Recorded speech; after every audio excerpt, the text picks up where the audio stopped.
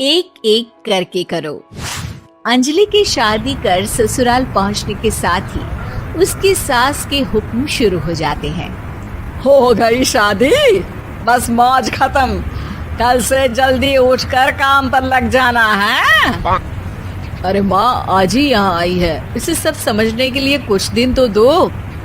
मेरे और बहू के बीच की बात है, तू घर के मामले में ना बोलियो। इस पर जतिन वहाँ से अपने कमरे में चला जाता है और सास अंजलि को काम की लिस्ट सुनाने लगती है।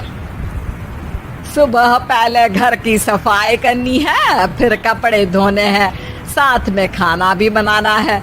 एक की वजह से दूसरा काम रुकना नहीं चाहिए है। जी मम्मी जी ठीक है। ये कहकर अंजलि अपने कमरे में चली जाती है।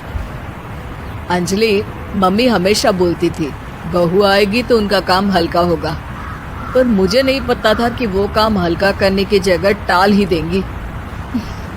कुछ नहीं होता, ये सब मैं अपने घर में भी तो करती थी, मुझे आदत है, कोई दिक्कत नहीं होगी। ठीक है, पर अगर कुछ हो तो बता देना।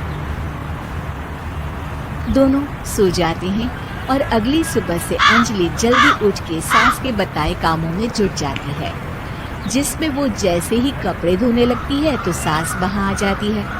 अरे सुनो, ये कपड़े ऐसे नहीं धुलेंगे, सबको डिवाइड कर फिर एक एक करके अलग अलग धोने हैं। क्या एक एक कपड़ा अलग करके? एक बार में सुनाई नहीं देता क्या?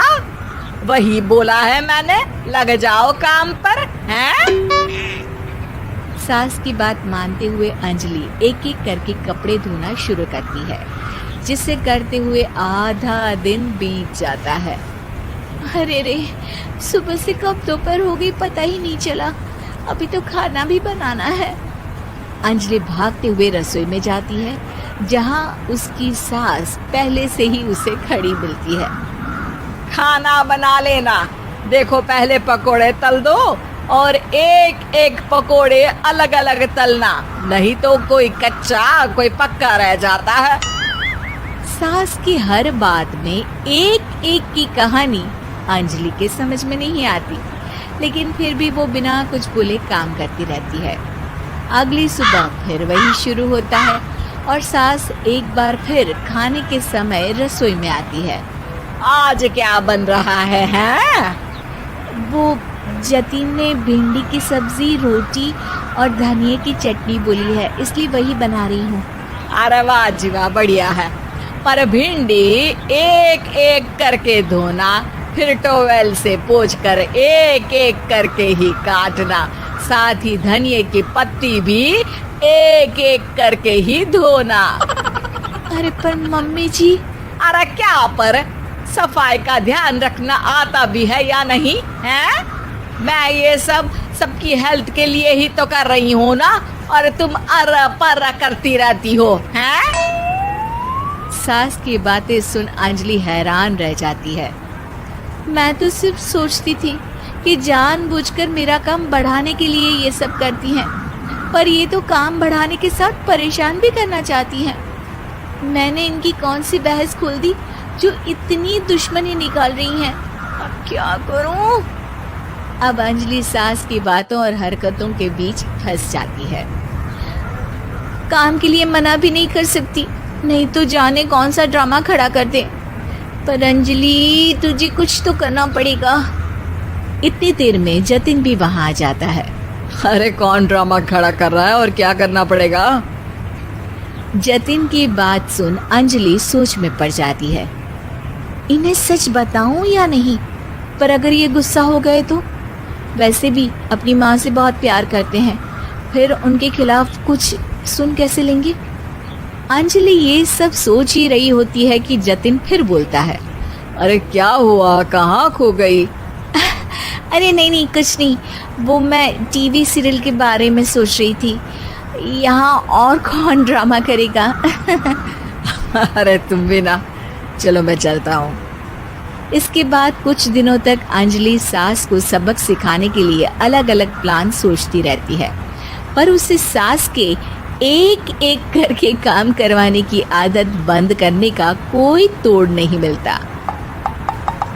अगर ऐसे ही चलता रहा तो कहीं मैं एक दिन अपने सिर के बालों को भी एक एक करके सुलझना ना शुरू कर दूं।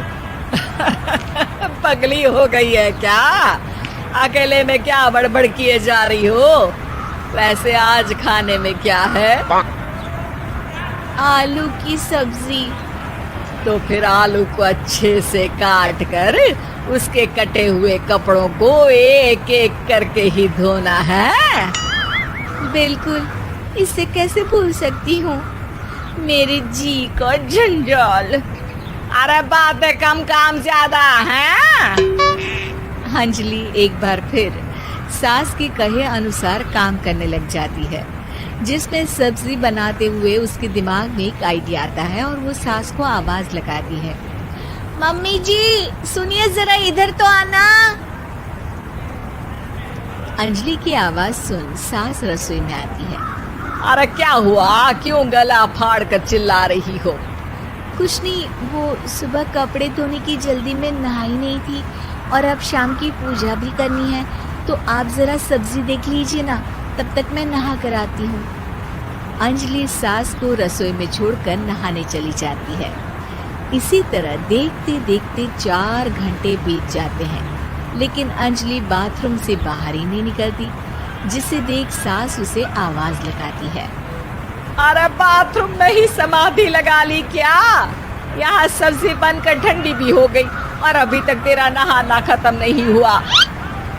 मम्मी जी जैसे आप कहती हैं ना, मैं वैसे ही एक एक करके अपने बाल शैम्पू कर रही हूँ। तो अभी 3 घंटे और लगेंगे, तब तक काम और जतिन को खाना सर्व करना आप संभाल लेना। इस तरह अपने नहले पर बहू का दहला देख सास शॉक्ड रह जाती है, जिसके बाद से घर में एक एक करके करने का आलाप बंद हो जाता है। तो दोस्तों, अगर आपको ऐसी ही और भी मज़ेदार और चटपटी कहानियाँ सुननी हैं तो मेरे चैनल को अभी सब्सक्राइब कर लो। मिलते हैं अगली वीडियो में, तब तक के लिए बाय बाय।